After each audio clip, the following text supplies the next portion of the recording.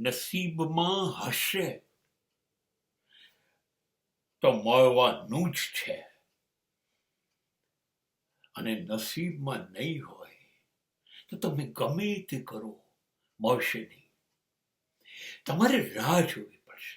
છે તો તમારું જ, મળશે તમને જ, એ ચોક્કસ છે. કેમ કે એ અસ્તિત્વ ઈશ્વરે નક્કી કર્યું, તમને આપવાનું જ છે. પણ ક્યારે, કયા સમયે, કેવી રીતે, ઈશ્વર નક્કી કરશે. ધીરજ રાખો, ધીરજ રાખો. ધીરજ સાહેબ કેટલી રાખીએ? એક બહુ સુંદર જવાબ એક સંતે આપ્યો હતો. ધીરજ એટલે, ધૈર્ય એટલે, દરિયા કિનારે બેસો, સાવેણીની સળીથી દરિયામાંથી પાણી બોળો અને એક બોટલ ભરો. બહુ વાર થશે. હા, એ ધીરજ કહેવાય, એ ધીરજ કહેવાય. ધૈર્ય એવું રાખો તો એક દિવસ દરિયો ખાલી થશે.